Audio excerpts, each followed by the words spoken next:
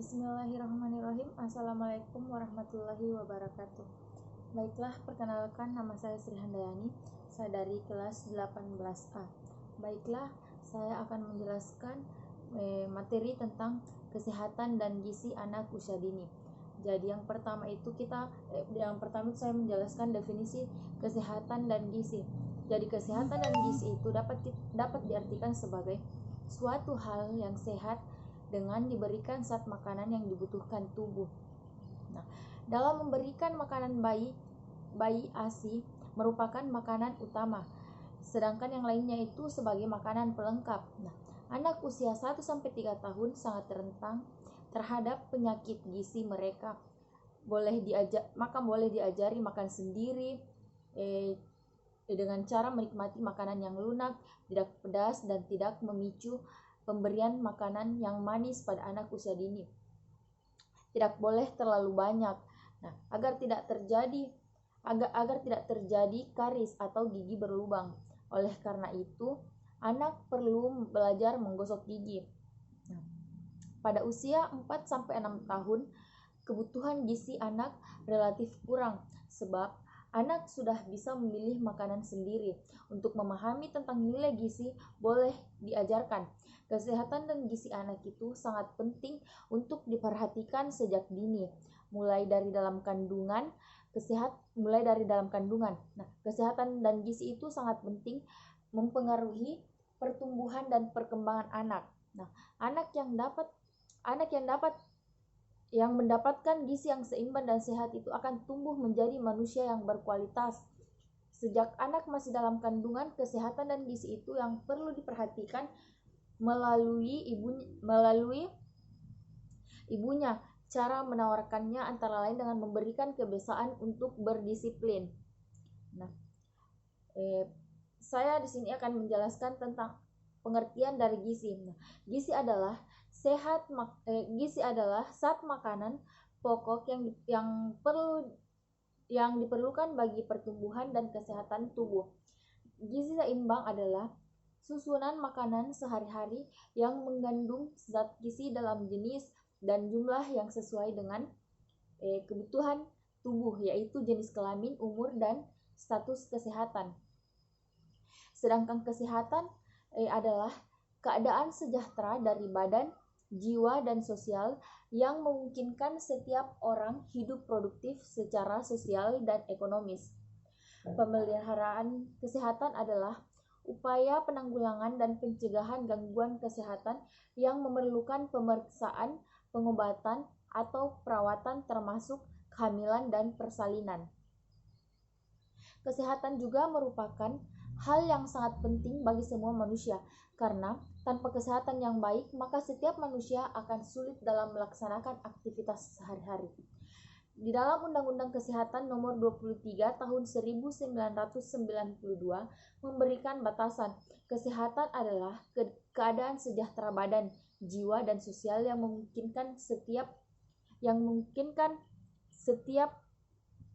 manusia membutuhkan kesehatan yang cukup. Nah, kesehatan juga sangat penting dan sangat berharga bagi masyarakat pada umumnya untuk mewujudkan kondisi yang diperlukan asupan gizi yang cukup. Gizi merupakan zat makanan yang apabila dikonsumsi seseorang, maka bisa mendatangkan kesehatan.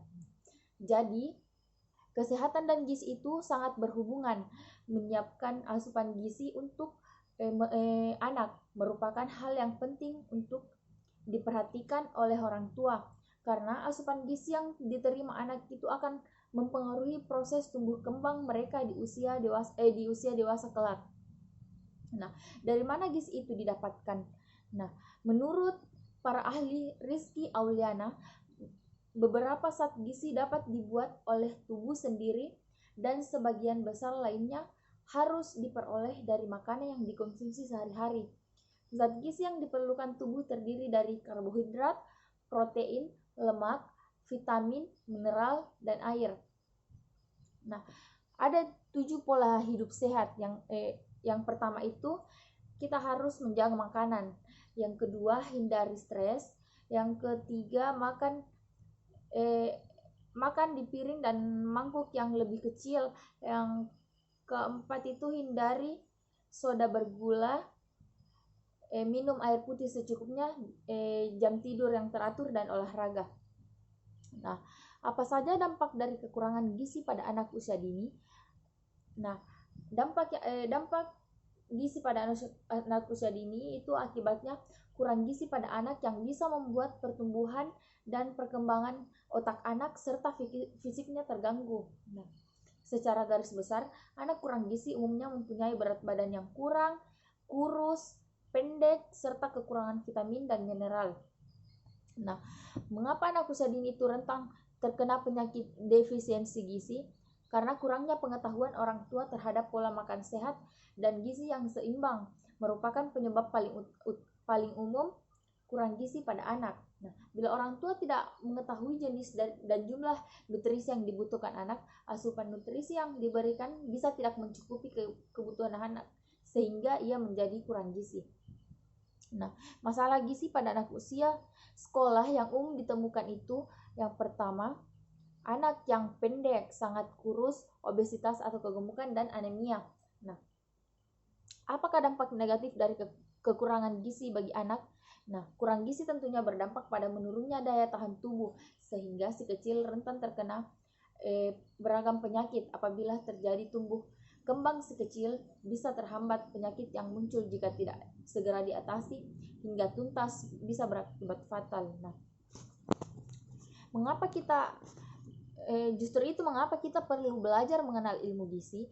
Karena ilmu gizi adalah bidang ilmu yang mempelajari pentingnya nutrisi pada kehidupan manusia. Hubungan antara diet dan gaya hidup, pemahaman tentang asupan dan penyediaan informasi asupan atau makanan yang mengandung nutrisi tinggi dan pola makanan sehat. Apa sajakah ciri-ciri dari anak yang kurang gizi? Nah, orang tua wajib tahu tentang tanda anak kekurangan gizi. Yang pertama itu berat badan dan tinggi badan anak itu di bawah rata-rata normal. Di bawah rata-rata normal anak seumurannya.